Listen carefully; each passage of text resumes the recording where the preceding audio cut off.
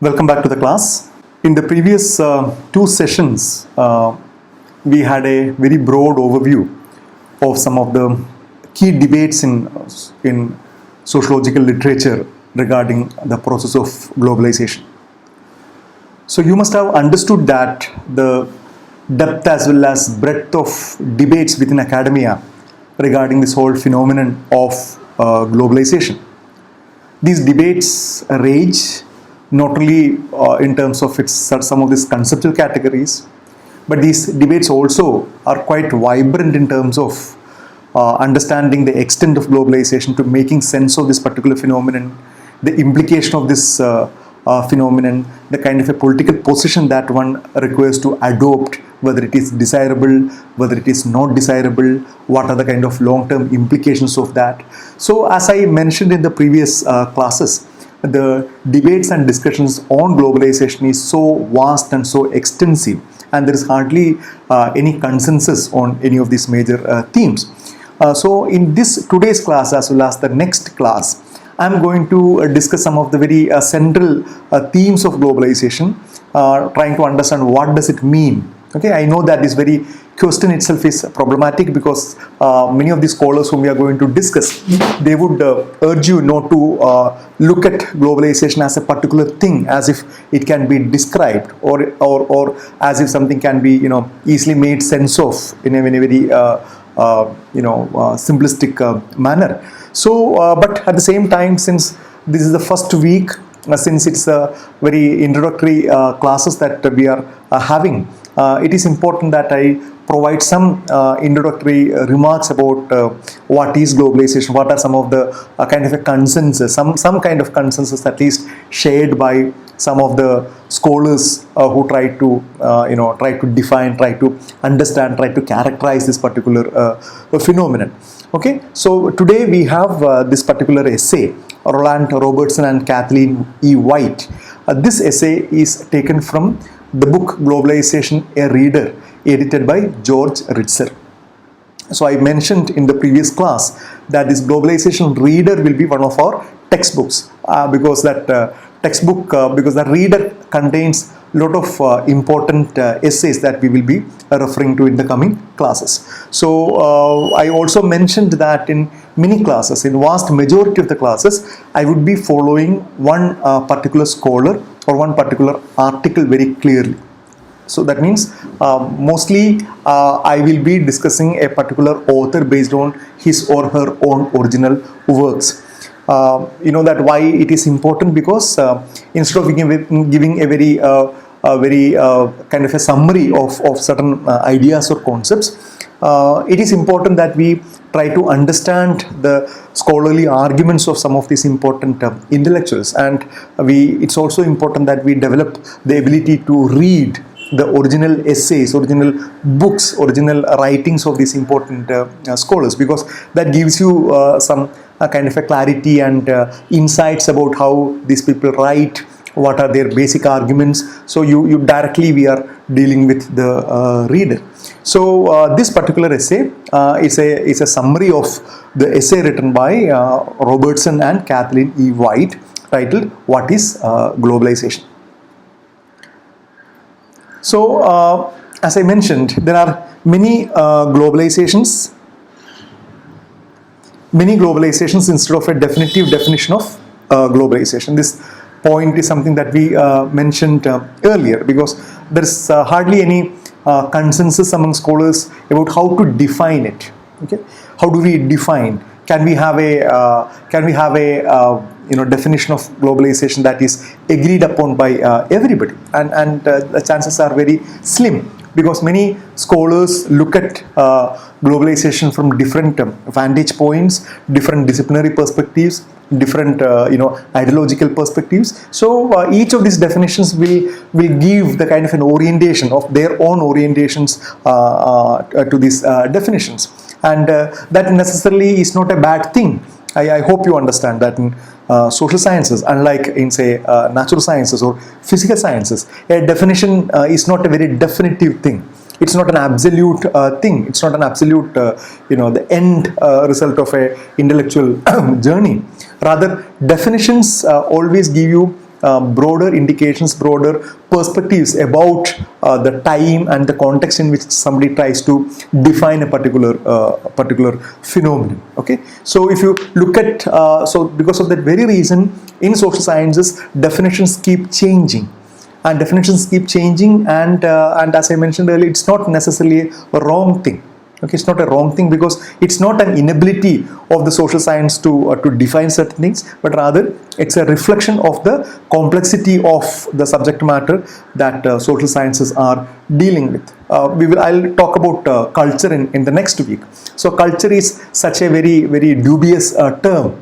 A term which has been defined in so many different ways. So once you understand the so many different definitions and try to make sense of why that such definitions emerge in different periods in time, then you understand much more about the intellectual trajectory, about the time, about the context, about the place, why that certain people defined culture in such a manner. So globalization is also something similar to that, though it does not have that kind of a legacy like a term like culture. So Robertson and Kathleen argues that globalization was discussed by that explicit name in sociology and anthropology as well as in religious studies as long ago as the late 1970s and early 80s. However, the fall of Berlin Wall was crucial. So this we know that the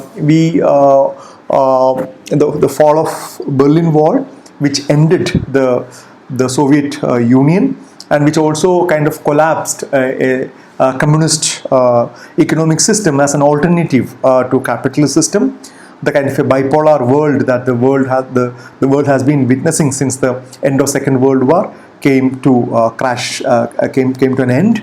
And it was a unipolar world with the US, with America and the capitalist, Europe and capitalist system at the center stage of the whole economic affairs of the world. But the term was in use in sociology and anthropology from late 70s and early 80s, but was not kind of conceptualized rigorously. But people knew that you require a term basically to indicate the kind of larger processes taking place because of this global interconnectedness. Okay, because of the changes in capitalism, the kind of a late capitalist emergence, the changing forms of capitalism, and these kind of transformations made it very clear that scholars will have to look for a term that is capable of understanding and subsuming these larger changes taking place in the globe. So one of the important features or one of the important issues associated with the early attempts to define globalization was they were all completely economic centric analysis. They all focused on the economic aspect and how different nation states entered into free trade, entered into capitalist system, how various multinational corporations or transnational corporations emerged and how did they operate, and how do the capital flow from one region to another. Okay, what are the ways in which production takes place? Okay, what is the kind of a connection or disconnection between capital and labor and geography? Because we know that by 1980s and 1990s, the production is no longer the capital and production and the laborers. They are not confined into a particular geographic area. The transnational companies, transnational corporations, they spread across the globe. So there was a major movement of workers, of the capital and the production procedure, the distribution, the supply chain. So these things, though they existed in the past, the kind of intensity of these changes was something quite remarkable after 1990s. So most of the time, the definition of globalization revolved around the question of economic liberalization and the expansion of MNCs and other things. So that is the very reason why there were kind of very strong anti-globalization movements from say in late 90s and early 2000. You had a series of anti-globalization movements. There was something called as this World Social Forum, which we might touch upon in the coming classes. So a host of people looked at globalization as an economic phenomenon where the multinational companies, especially from the America, from the US, they will expand to the rest of the world and they will exploit. So it was seen, it was labeled as Coca-Colaization, it was seen as Americanization, it was seen as a kind of a new model of economic exploitation, neo-imperialism. Neo-imperialism was again the term used to explain the kind of the economic logic of globalization.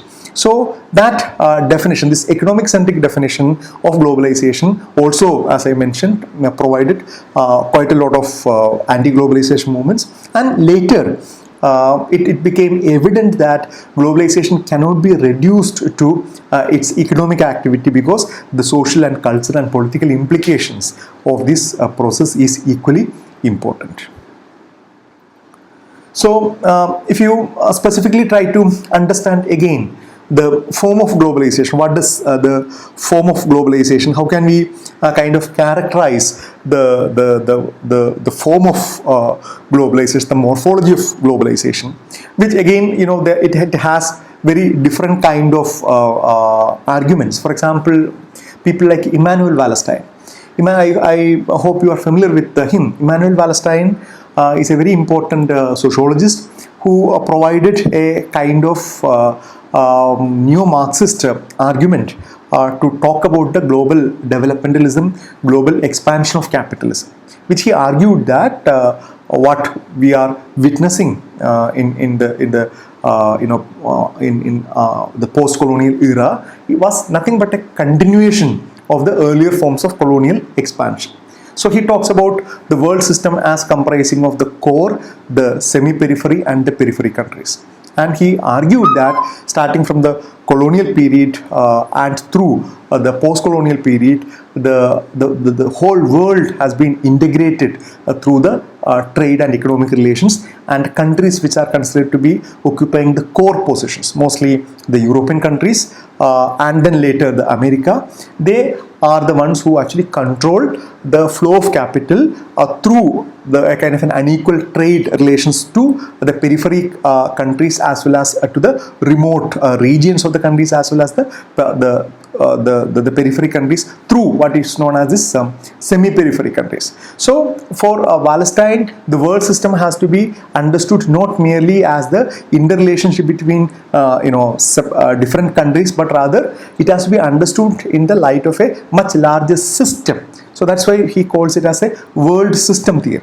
So if you look into Wallersteinian argument, the present world system has been produced primarily by the expansion of capitalism over the past 500 or 600 years. So he's specifically mentioning about the colonialism, about the emergence of colonialism, and how colonialism was not only an attempt to create geographical domination over larger societies, but it was also primarily, it was for the capital. Okay, he explains, and I think by now it's very evident. Everybody knows that how raw materials were taken away from the colonies, including India or Africa or Latin America, and how that was transported into the colonies, into Britain, France. From there, they were made into fine products and then brought back to these colonies and then sold at a much higher level. Thereby, one, crippling the local economy, secondly, making huge capital gains out of that. So he argues that this unequal development of the world, this is a very key argument of Wallerstein. Of course, Wallerstein as well as Gunther Frank, who propounded the dependency theory. They would simply answer this question: why that there is so much of unequal development in the world? Why that we are forced to talk about the first world, second world and the third world? Or why that we are forced to talk about the developed world and developing world and underdeveloped world? And there was quite a lot of very sophisticated sociological theories which mostly emerged from modernization theory, which argued that the West is able to develop so fast mainly because of their cultural and social factors, whereas the traditional societies are lagging behind because they were inward looking, they were traditional, they were orthodox, they were religious, they were all kind of stuff, trying to provide a kind of a cultural explanation. So both Gunther Frank as well as Immanuel Wallerstein appears in that particular scenario, and then argues that your theory, which is basically modeled after modernization theory, is completely ahistorical, because you don't really look into the actual process of colonization, because this colonization really is the main reason why certain countries became prosperous. And this prosperity was at the cost of other countries, okay, which became very, very poor, okay, whose economy was crippled, whose local economy, local trade systems and everything was systematically destroyed, so that there is a flight of capital from these countries to that of this so-called developed society. So he would argue, Immanuel Wallerstein would argue, that what we are seeing today as globalization is nothing but a continuation of the colonial period, which is characterized by this arrangement of core, semi-periphery and periphery system of arrangement, and the capital moving from the periphery through the semi-periphery to the core countries. This expansion Wallerstein regarded as now being increasingly challenged by what he calls as the anti-systemic movements, but at the same time he still misses the cultural aspects. So Wallerstein would suggest that this kind of entrenched system of having a core and a semi-periphery and periphery, it is being challenged now, because in the earlier scenario, the Western Europe was firmly at the center. And after the end of colonialism, it shifted to America. Okay, and later we see that that scenario is changing, because you have more regional powers. China emerged as a major power, then India emerged as a major power, Brazil emerged as a major power, at least for some time, and northeastern East Asian countries emerged as important players. Okay, so Japan emerged as a major player. So the kind of earlier very neat division of core, semi-periphery and periphery seems to be complicated now, but at the same time his analysis also is kind of completely revolves around the argument about capital. Now this particular quotation is by these scholars, by Robertson and Kathleen. So they argue that first and most obviously, there is what, for simplicity's sake, be called as the international systemic aspect. Okay, I'll elaborate that. Second, there is the aspect which covers the most general feature of global human life, namely the concept of humanity. Third, there is another component which we have called the totality of individual selves. Finally, there is the principal container of human being for many centuries, namely the nation state. So they identify some 3 or 4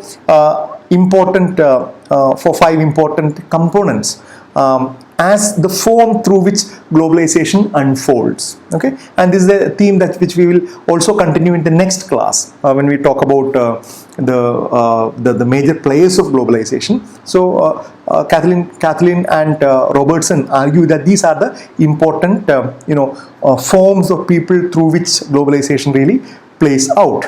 So what are these international systemic approach? He would argue that instead of seeing the individual nation state as isolated individual entities, you need to rather look at the kind of an international systemic aspects. For example, European Union. Okay, 24 or 25 countries, European countries come together and they establish a common union with a single currency and with a single visa rules, and that was a kind of a revolutionary experience. And if you look into the history of Europe, the kind of bitter battles that they waged with each other, the kind of bloody history of Europe till very recently, nobody would have imagined that that kind of a possibility is possible. Now nobody is thinking about the possibility of a war between France and England, okay, or France and Germany for that matter. Okay, because now they realize that instead of war, more mutual cooperation and collaboration is what is required. So there are a host of such kind of international systems have come into existence, and which includes BRICS and NATO and UN and a host of other things. I will also discuss this in the coming class. Okay, so he argues that this is one of the most important features, forms through which globalization really unfolds. Now, you no longer will be able to see a nation state as an individual actor, okay, who is acting in isolation. Okay, what they do, what they don't do, how do they function their operations, how do they act, all these things are increasingly defined and decided by the larger systems, larger collaborations, larger treaties, mutually agreed treaties, mutually accepted terms and conditions, agreements and other things. Second point, what he argues is that the whole concept of humanity. So Robertson and Kathleen would argue that we are having a completely different concept of humanity is emerging with respect to other species, with respect to environment, that there is an increased global consciousness that that humanity is something quite different, or in other words, the kind of understanding about ourselves in comparison with the earlier period is very different. And this you can understand when we talk about Anthropocene as a very, very important category, okay, as a very distinct phase to describe our own society. The third point that they talk about is the individual selves. This is again a very important point which we will elaborately discuss. For example, what is happening to individuals? What is happening to individual selves? And there is greater forms of individuation, fragmentation of individual identity. Okay, what is happening to the whole question, who are you or who am I? I'm not talking about a philosophical question, but I am talking about a sociological question. Who are you? Okay, so this whole idea of who are you, how do we construct ourselves, how do we position ourselves, how do we understand ourselves vis-a-vis the society, all these things are much more complicated than, say, maybe some 100 years or 200 years. Okay, so it starts from philosophical questions to political questions to sociological understandings about sexuality, about identity, about color, about caste, about religion, about ethnicity, a host of such kind of frameworks, okay, and the idea of human rights, the idea of the whole argument that you belong to this particular species called as human rights, and a host of new ideas of equality. So they completely play fundamentally different role in defining who you are. We will come back to this point later when we talk about Giddens. And the fourth point is nation state. The globalization is taking place through nation state. So this is again a major theme of discussion. What is happening to nation state? Because whether can nation states oppose the process of globalization, or are they losing their significance in the whole process of globalization? Because can we say that nation states are losing its significance because the borders have become irrelevant, the geographical boundary has become irrelevant, there are systems of flows and network society, so are these nation states becoming irrelevant? Now the consensus among social scientists is that it is not. Globalization is also remolding the nation state. Globalization is also reconfiguring the nation state. So you cannot really look at it by seeing nation state as either for or against globalization. It works through globalization. Another very important form or another important term that they put forward or they discuss is the term glocalization. Glocalization, I hope you remember, you will notice it's a I don't know how many of you have heard of that. It's not globalization, it's a glocal. There is both global as well as local here. So this particular term is a very important term because it actually challenges a very deeply entrenched idea or a practice of keeping this local and global as binary opposites. Okay, so the whole idea is the local opposite to that of global. Is this binary helpful? Can we always say that okay, there is something global and there is something local? So you want to protect your local culture as if there is some untouched, uncontaminated, local is prevailing, which should not be contaminated from the global, as if there is a global exist out there. And if you look into a host of arguments or rhetorics by our politicians, our leaders, or religious figures, they all talk about this particular argument that there is a local culture here and there is a global out there. So this global is corrupting the local culture, and we should protect that. But the whole idea, the whole argument is that are they kind of a completely opposite? Okay, to what extent it is helpful it is to keep it in that way, that the global and local are completely separate. So rather than speaking of an inevitable tension between the local and the global, it might be possible to think of the two as not being opposites, but rather as being different sides of the same coin. So increasingly, globalization literature tells you that the global and the local are deeply interconnected. Okay, there is nothing called as the local, okay, as if it has been unchanging from the time immemorial, okay, and it should be protected, or which is unconnected, it is not. Okay, so this local and global in every human society have been kind of interconnected, they have been entangled historically. Okay, so we try to add this idea of local to some of this familiar context and then concepts, while we say that the global is something else. But they argue that it is always better to look at them as the two sides of the same coin, because this interaction is something important. This interaction is again not unidirectional. It's not that always this local is being impacted from the global.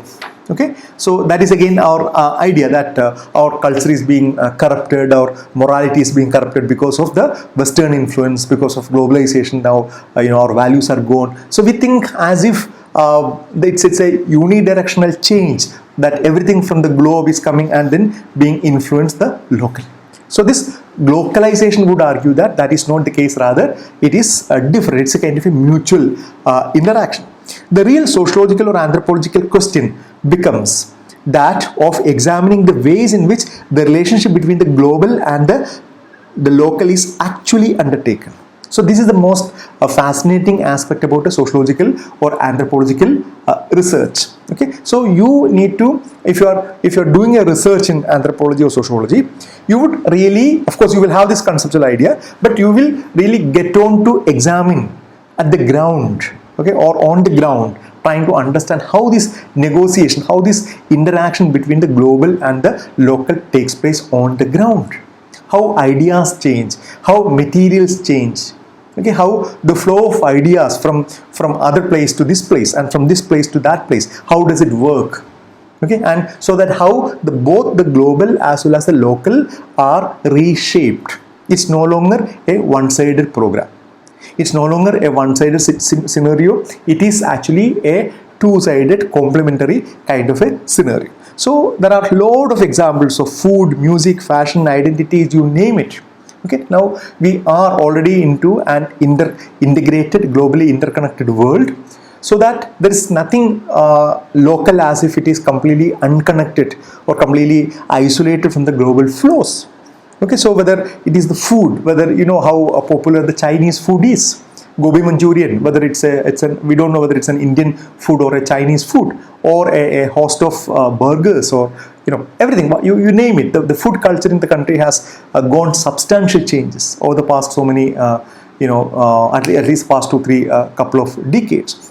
And also it is not again a one-sided scenario. It's a mutual one. Indian curry or Indian masalas, Indian food is extremely popular in the West as well. So it's not only the influence from the West, but also the influence from the Middle East is what we are seeing actually in contemporary India.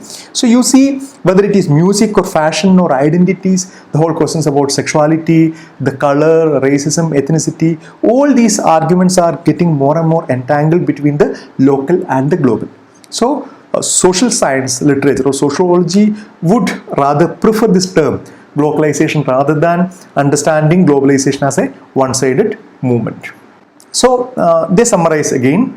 It consists primarily of two major directional tendencies: increasing global connectivity and increasing global consciousness. So these are the two major dimensions of these forms of globalization. One is increasing global connectivity. So global connectivity, it includes both connectivity facilitated by transportation of material as well as human beings, then connectivity through networks, communication networks, internet cables, telecommunication networks. A host of such kind of infrastructural changes have facilitated the kind of a global consciousness, and equally important is a kind of a increasing global consciousness. Okay, now we tend to think everything in a global level.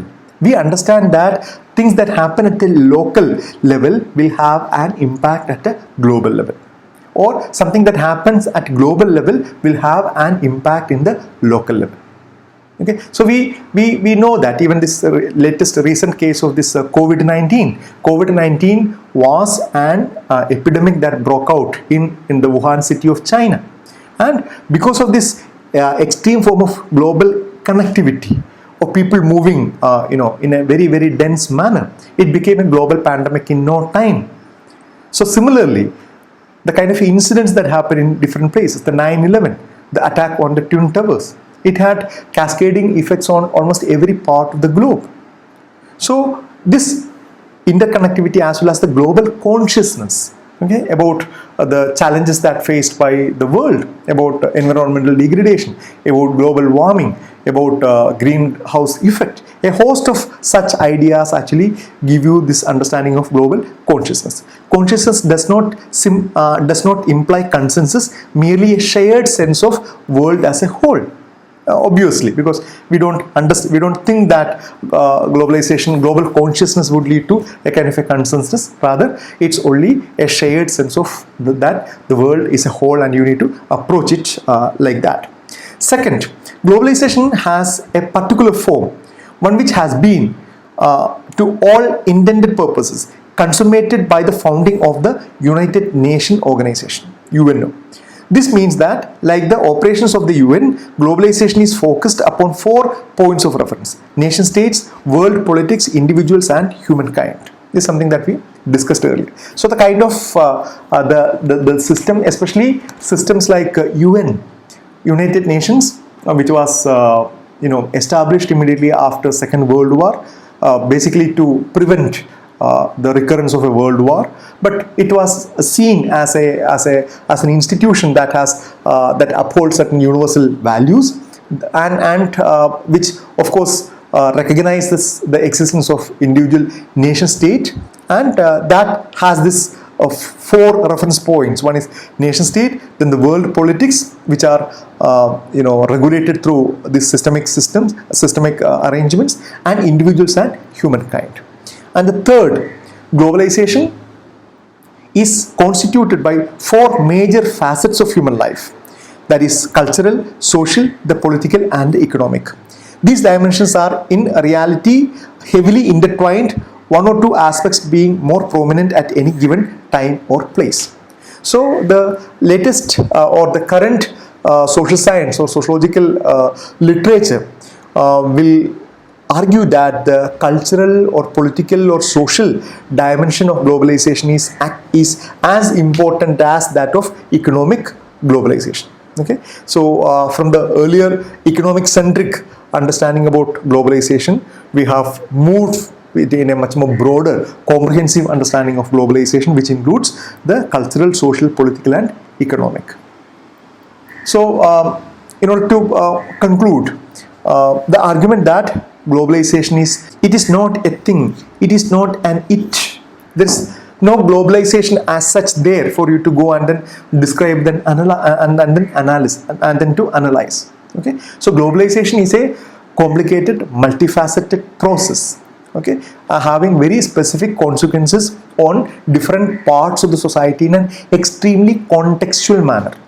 Okay, so this contextual in the sense what happens at a particular time at a given place, and that place becomes important given its historical context. That place becomes important because of its unique socio-cultural and political context, and the time becomes important because of its specificity. Okay, so we are getting into a proper social science analysis would get into this nitty-gritties of time and place and context and space, and that provides providing any simple definition or any overarching definition of globalization a very difficult task.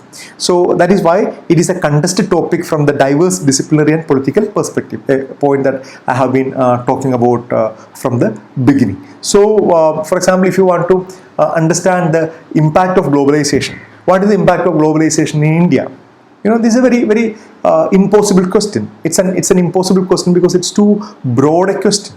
You will have to narrow it down. We'll have to cut it, make it more specific. You have to make it more pointed to understand what aspect of globalization has impacted what aspect of Indian society at a given point in time in a given place.